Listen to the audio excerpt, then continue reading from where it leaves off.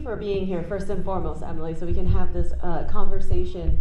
And it was just so beautiful to see the film.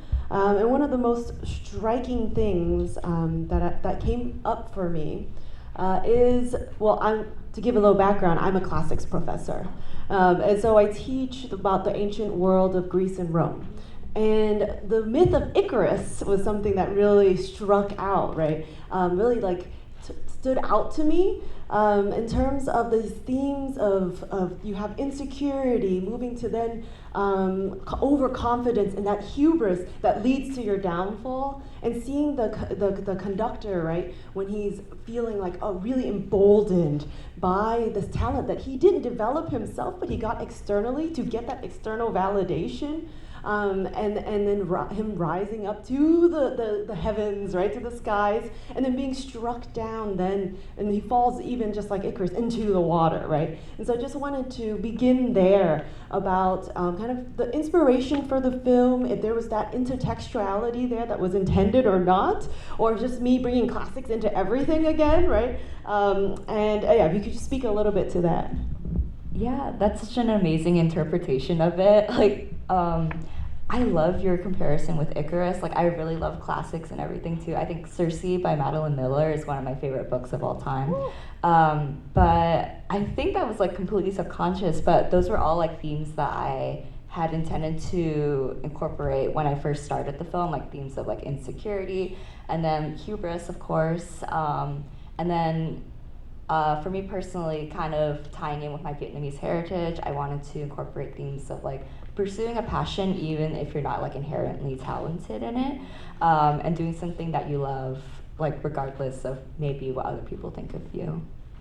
Thank you for that. Yeah, and another thing that was really striking was just the color, right? The play between orange and blue. And I was just wondering if you could talk about that as well, because for me, it built up on this theme of the intertextuality with Icarus's myth, flying so close to the sun, right? For those of you who don't know the myth of Icarus, he and his father, Daedalus, escape, right? And by having these wings, these wax wings, and his father tells him, don't fly too close to the sun or else your wings are gonna melt. But he's like, oh my gosh, I'm flying, it's just so awesome. And he flies way too close to the sun, his wings melt, and he falls into the ocean, right? And so it was interesting to see this, the orange playing with the sun and the fire there, getting too close, right? Playing with fire, and then falling into the ocean. And so if you could just talk a little bit about the color and how it helped with that those themes, or the narrative development as well. Yeah. One of my favorite parts of the development of the film was working with the color script and just deciding, assigning a color to each emotion, I suppose. Orange and yellow, those are definitely incorporated with themes of hope and maybe overconfidence in a sense. The teal and the blue is definitely very much so depression, sadness, loss of hope. But there was also, I tried to incorporate a lot of blue for the magic. It's a lot more of an artificial color in terms of the film. But yeah, I really love your interpretation of that very searing orange, yellow, kind of representing the sun and overconfidence. Wow. Yeah, it's always so interesting to hear on the back end, right, of how the colors or your choice of the palette and how that drives the story as well. And something I was interested in, because you're the director, but you're also involved in animation, you're involved in all parts of the development of this short. And I was interested in terms of how do you approach storytelling and the movement, from this trying to portray him as someone who's insecure, to then overconfident, to then once again being humble, right? Him getting that humility. How do you convey that in the animation or in the color and this, or in the music? How does it all come together to drive that in 3 minutes? That's what's so powerful about it. Yeah, so this was my senior thesis film project that I worked at Cal State Long Beach, and I thankfully had so much amazing guidance working with my professors there. They definitely helped me a lot with coming up with compositions that kind of make you feel unbalanced at points, or kind of in the beginning we see a faraway shot of him from the back, but I wanted to end with a shot of him from the front to kind of show it should be a journey of like internal validation rather than external validation.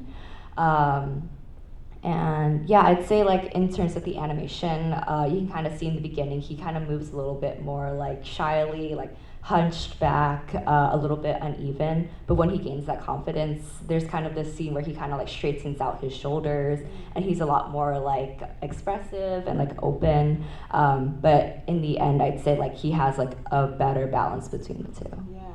Yeah, and I think that was something that I really appreciated about the short was that with the myth of Icarus, right? He falls into the ocean and that's the end, Yeah. right? There's no redemption, and you gave him a different ending of a redemption arc. Can you talk about why you chose to have that? Yeah, I think it would be so sad to have just like an ending where he just kind of falls and like that's the end. I think since this is kind of reflective of my own journey with art and everything, I wanted to kind of show a story where maybe you can peak at some point, but that doesn't mean that you can't keep going and trying to achieve like certain levels of high again. Oh, that's so beautiful. With that, I'd like to turn it to the audience for any questions that you might have.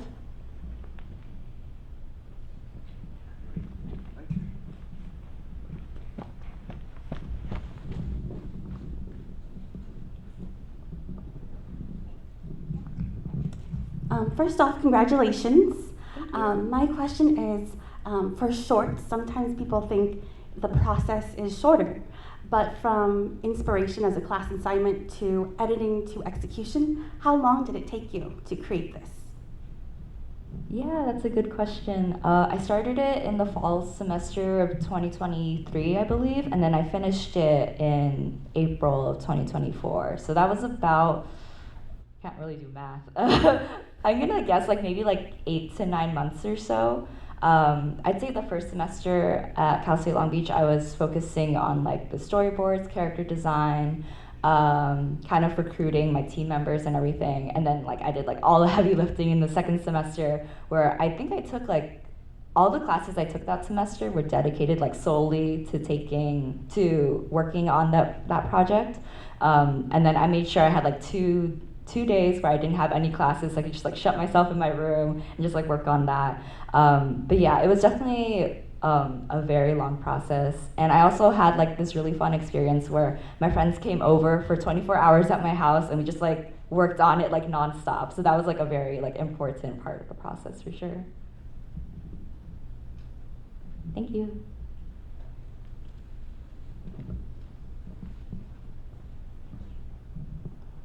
Hi Emily, my name is Carol. So some common themes that came up hearing you share were just like intrinsic motivation, internal validation, and I'm just wondering from your own experience as like a Vietnamese person, what were your experiences of just like doing what you want regardless of like what other people think, including maybe family or just people who really care about you, who want the quote best for you? Yeah. I mentioned this kind of in the Q&A yesterday as well, but I feel very grateful that my sister is a pharmacist, my older sister, so I could kind of pursue my own like artistic like path, I suppose.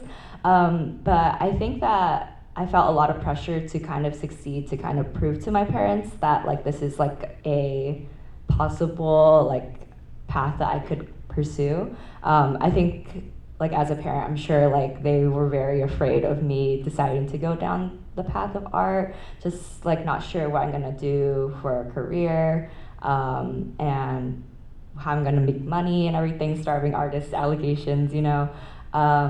But working on this project, I think kind of like helped them see that I could pursue this like in a long-term sense, like especially having it shown here at Viet Film Festival. They were very like proud of me, I feel. So yeah, I think just receiving I received their support at the end of the day, I suppose, which I'm very grateful for.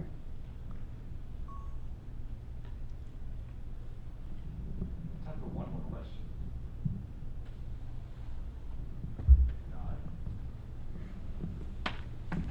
Going once, going twice. All All right, well, join me in thanking Emily for having this conversation with us and really getting us to start thinking about the creative process behind these incredible works that we're seeing at the Viet Film Fest. And now I'd like to introduce the feature film In the Nguyen Kitchen dans la cuisine de Nguyen, directed by Stéphane Lee.